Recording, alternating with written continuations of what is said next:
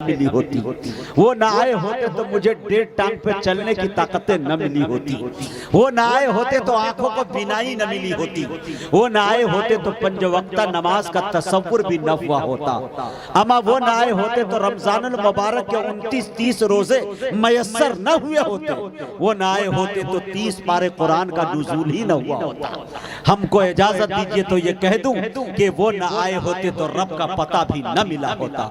तेरे बोरिए पे सलाम हो कि वकारे तख्त मिटा दिया, तेरे झोपड़े पे दरूद हो कि ज़मीन को अर्श बना दिया, तेरे फिक्र फाका ने हल किए माशियात के मसले कि तेरी गरीबी ने हम गरीबों को जिंदा रहना सिखा दिया। बोलेंगे सुभान अल्लाह तब मैं बोल पाऊंगा, या फिर मेरा जान निकल जाएगा उसके इंतजार में बैठे क्या। आइए मेरे दोस्तों एक बात बताता चलूं कि हजरत आमना फरमाती है कि जब से ये बच्चा बतन में आया है, मेरे पेट में आया है, मेरे शिकम में आया है, अजीब सी कैफियत महसूस करती हूँ। हजरत आमना फरमाती है कि जब से ये बच्चा मेरे बतन में आया है, मैं रात की तारीकी में सोती हूँ, ये चांद ये सितारे झुककर अकीदत से सलाम पेश करते हुए नजर आते हैं। हजरत आमना फरमाती है कि जब से ये बच्चा मेरे बतन में आया है, अजीब सी कैफियत महसूस करती हूँ। हजरत आमना फरमाती है कि मैं सहेलियों के साथ कुएं पे जब पानी लाने जाती हूँ, कुएं का पानी उछलकर इस्तकबाल करता हुआ नजर आता है। हजरत आमना से अब्दुल मुत्तलिब फरमाते हैं, बेटी बता तो सही तेरा बदन इतना महकता क्यों है, इतना महंगा इतर लगाई कहाँ से है, तू लाई कहाँ से है। हजरत आमना फरमाती है कि अब्बा हुजूर मेरे जब से ये बच्चा मेरे बदन में आया है, मेरे पेट में आया है, मेरे शिकम में आया है, बदन का महकना दूर की बात, घर का महकना दूर की बात, दरो दीवार का महकना दूर की बात, आमा मैं जहां थूक देती हूँ वो जमीन खुशबूदार हो जाती है। कुरान करीम में देखे कि अल्लाह ने अलिफ लिखा कुरान में, नबी को अमीन बना दिया।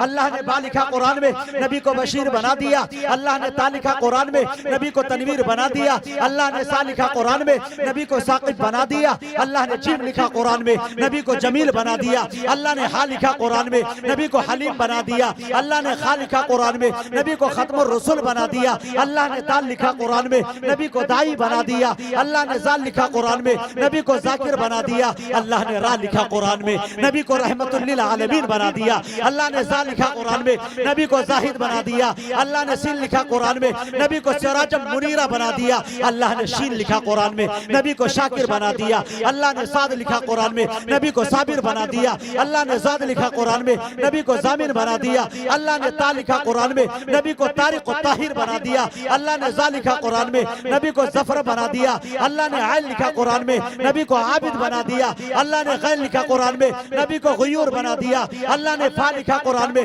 नबी को फातिहुल मक्का बना दिया। अल्लाह ने काफ लिखा कुरान में, नबी को कवी बना दिया। अल्लाह ने काफ लिखा कुरान में, नबी को करीम बना दिया। अल्लाह ने लाम लिखा कुरान में, नबी को लयीक बना दिया। अल्लाह ने मीम लिखा कुरान में, नबी को मसीह बना दिया। अल्लाह ने नून लिखा कुरान में, नबी को नजीर बना दिया। अल्लाह ने वाव लिखा कुरान में, नबी को वाइस बना दिया। अल्लाह ने हा लिखा कुरान में, नबी को हादी बना दिया। अरे अल्लाह ने या लिखा कुरान में, नबी को यासीन बना दिया।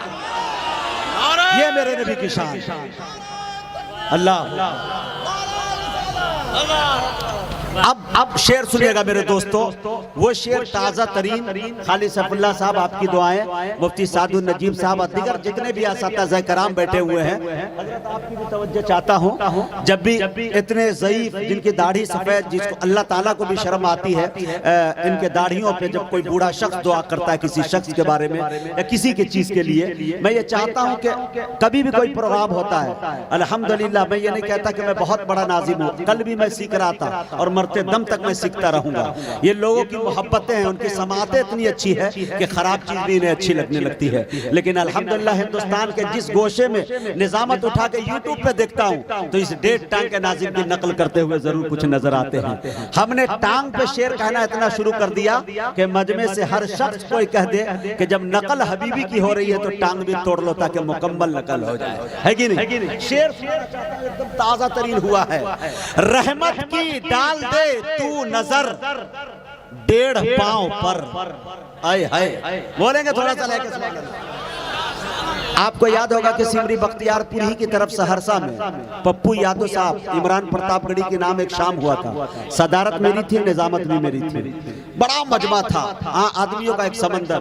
पप्पू यादव ने उसमें ऐलान किया था कि मुजाहिद साहब, अगर आप हमें मौका दे दे तो मैं किसी गैर मुल्क में जाकर आपको जापान के अंदर आपका पैर का सर्जरी करा दूं ताकि आप मुकम्मल ठीक चलने लगे। हमने कहा पप्पू यादव जी इंशाल्लाह कल परसों जाके मैं आपसे बताऊंगा, अपनी वालदा से मशवरा कर लेता हूँ। मैं गया, घूमता हुआ बैग को फेंक दिया कमरे के कोने में और कहा कि अम्मी आप टेंशन खत्म। का क्या हुआ बेटा? हमने कहा अब तेरा बेटा 1.5 टांग का नहीं 2 टांग का होने जा रहा है। का क्या हुआ? हमने कहा मंत्री जी ने हमको, नेताजी ने ऐसे कहा है कि सर्जरी हो जाएगा। मेरी वालदा मायूस हो गई और कहा कि बेटा एक बात का ख्याल करना, खुदा की जात से लड़ाई मत करना। हम बहुत गरीब थे, हमारी कोई अहमियत नहीं थी, लिहाजा मेरी गरीबी और आज मुल्क हिंदुस्तान में जितनी सुरखरू मैं हूँ और इज्जत और आबरू जो हमें मिली है, तो वो मेरे बेटा ने 1.5 टांग के बेटा ने ये इज्जत दी है। लिहाजा मुझे 1.5 ही टांग का बेटा चाहिए, 2 टांग का बेटा नहीं चाहिए। कसम खुदा की, ये देखिए, ये मेरी पहचान, मुझे बिल्कुल आयब नहीं, मुझे समझ में आता हिचकिचाहट के मुझे कोई लंगड़ा कह के बुला दे। ये अल्लाह ताला की दी हुई नेमत है। शायद मैं 2 टांग का होता तो शायद यहाँ नहीं होता, शायद जरी के कारखाने में भी हो सकता था। शेर देखिएगा मेरे दोस्तों, रहमत की डाल दे तू नजर 1.5 पाँव पर, तैबा का मैं भी कर लूं सफर 1.5 पाँव। थोड़ा सा बोले सुभान अल्लाह। रहमत की डाल दे तू नजर 1.5 पाँव पर, तैबा का मैं भी कर लूं सफर 1.5 पाँव पर। और मुफ्ती साहब शेर सुनिएगा कि जाऊं सफा से जानिबे मरवा मैं दौड़ कर, आय हाय, काश कबूल हो जाए। जाऊं सफा से जानिबे मरवा मैं दौड़ कर, भागा फिरूं इधर से उधर 1.5 पाँव। सुभान अल्लाह, सुभान जानिबे मरवा में दौड़ कर, जाऊं सफा से जानिबे मरवा में दौड़ कर, भागा फिरूं इधर से उधर 1.5 पाँव पर। और मक्ते का शेर बहुत अच्छा मुझे लगता है, शायद आपको भी अच्छा लगे। रहमत की डाल दे तू नजर 1.5 पाँव पर, तैबा का मैं भी कर लूं सफर 1.5 पाँव पर। नाते रसूल का ये मुजाहिद पे फैज है, नाते रसूल का ये